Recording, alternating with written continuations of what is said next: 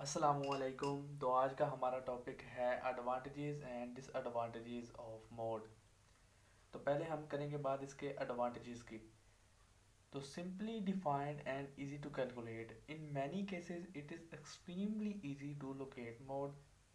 अब देखें, अब अगर मेरे पास एक डाटा पड़ा हो तो मैं इसे कितने इजी तरीके से डिफाइन कर सकता हूँ, कैलकुलेट कर सकता हूँ। अगर मेरे पास इस किस्म का डाटा पड़ा है 20, 18, 16, 17 एंड 20, तो जब इसका मैंने मोड निकालना है तो मैंने बस ये देखना है कि मोस्ट फ्रीक्वेंट जो हमारे पास वैल्यू है, जो डाटा में बार बार आ रही है, ठीक है, वो मैंने देखनी है। तो वो देखें 20 है, तो मैं इसका क्या कर सकता हूँ, मोड 20।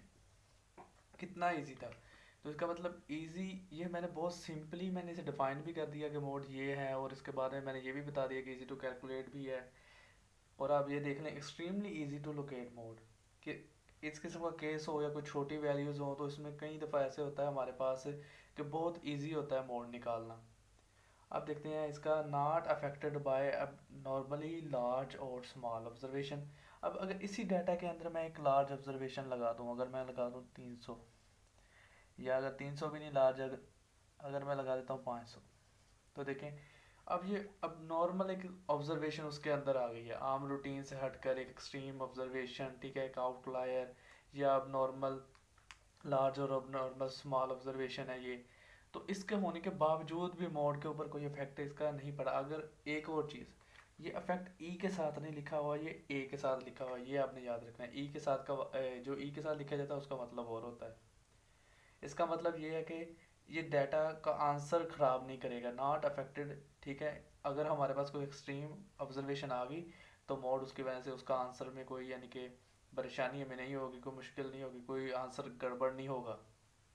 अब देखें, it can be determined for both the quantitative and qualitative data.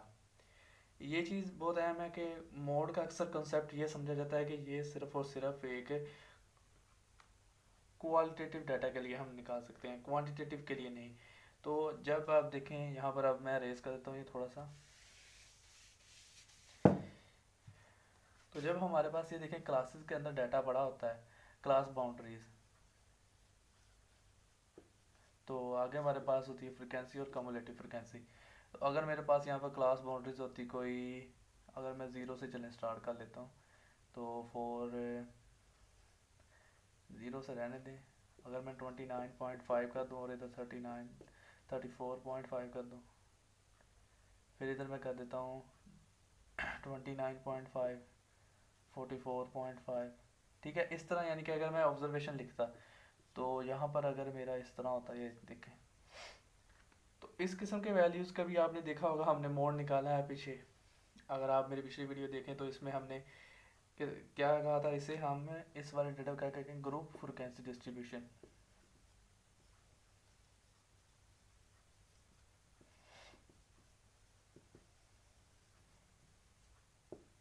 तो ग्रुप फ्रीक्वेंसी डिस्ट्रीब्यूशन के लिए भी हमने मोड निकाला था। तो आप देखिए, ग्रुप फ्रीक्वेंसी डिस्ट्रीब्यूशन जो है आपकी, वो एक क्वांटिटेटिव डाटा के ऊपर कंसिस्ट कर रही होती है। यानी कि अब हमने जो पहला क्वेश्चन किया था, अगर मैं यही कह दूं कि नंबर ऑफ पुलिस मैन हैं जो इन द एक्शन यानी कि क्रॉस फायरिंग के दौरान मारे गए हैं, तो अब अगर इसी का डाटा इस तरह पड़ा होता कि एक साल में 21 मारे गए हैं, फिर 20 मारे गए हैं, फिर 24 मारे गए हैं, फिर 21 मारे गए हैं, तो अब देखें इसका मोड क्या होगा, 21।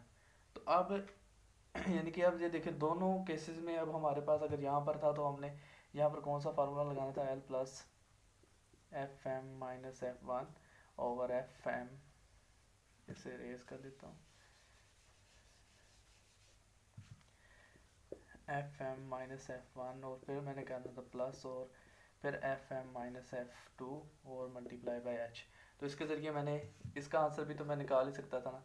तो हम देखें, फॉर क्वांटिटेटिव एंड क्वालिटेटिव दोनों डाटाज के लिए हम निकाल सकते हैं इसे। अब हम करेंगे इसके डिसएडवांटेजेस की बात। जी, तो अब हम बात करने लगे थे इसके डिसएडवांटेजेस की। तो not, it is not based on all the observations made. यानी कि देखें, अब हमारे पास अगर डाटा पड़ा होता, दोबारा मैं इसी किस्म का कुछ डाटा ले लेता हूँ। तो देखिए, जब हमने मोड निकालना था हमने सिर्फ और सिर्फ ये दो ऑब्जर्वेशन देख ली और हमने मोड बता दिया कि इसका क्या है, 20 है। लेकिन अगर यहीं पर हमने क्या करना होता, मीडियन निकालना होता अर्थमेटिक मीन, तो हमने मीडियन कह दिया, अर्थमेटिक मीन तो हमने समेशन एक्स ओवर एन करना था। देखें तो एवरी सिंगल ऑब्जर्वेशन को हमने पहले प्लस करना था और उसके नंबर ऑफ ऑब्जर्वेशन पर डिवाइड करना था। तो it is not based on all the observation made. When the distribution consists of a small number of values, the mode may not exist. अब देखें अगर हमारे पास एक डिस्ट्रीब्यूशन होती और स्मॉल नंबर्स के ऊपर वो कंसिस्ट कर रही है, अगर मैं क्लासेस बनाऊं और उसके बाद में ये देखें मैं वैल्यूज़ लिख देता हूँ, उसके बाद मैं लिखता हूँ फ्रिक्वेंसी, और फ्रिक्वेंसी में मैं यानी कि हर वैल्यू मैं कह देता हूँ कि ज़ीरो भी एक दफ़ा आया, एक एक एक और एक, यानी कि ये टोटल इसकी क्या है, ऑब्जर्वेशन भी हमारे पास यानी कि 5 है। तो वैसे ही डाटा बहुत छोटा है, हमने जब इसे ये ग्रुपिंग में किया है तो अब देखें हर एक वैल्यू एक एक दफ़ा आ रही है, तो उसका मोड यानी कि नहीं है। या मैं ये कह दूं कि हर वैल्यू कितनी दफ़ा आ रही है, 4 टाइम्स आ रही है। देखें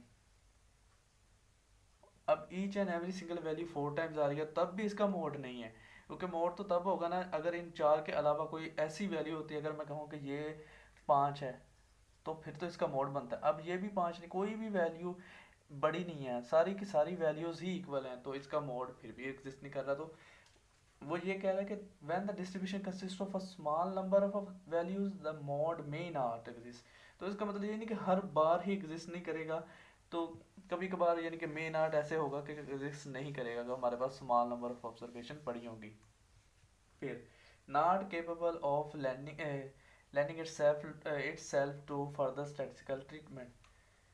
तो फर्दर स्टैटिस्टिकल ट्रीटमेंट के लिए तो ये अपने आप को नहीं लेके जाता, यानी कि अगर एक हमारे पास डाटा है तो हम उसका मोड तो निकाल सकते हैं, लेकिन जब हम आगे जाएंगे फर्दर चैप्टर्स में, चैप्टर नंबर 4 अगर आप देखें तो हमने उसमें स्क्यूनेस भी निकालना है, कर्टोसिस भी निकालना है, स्टैंडर्ड डेविएशन वगैरह ये सारी चीज़ें निकालनी है, तो मोड वहाँ पर हमारे लिए यूज़ नहीं हो सकता।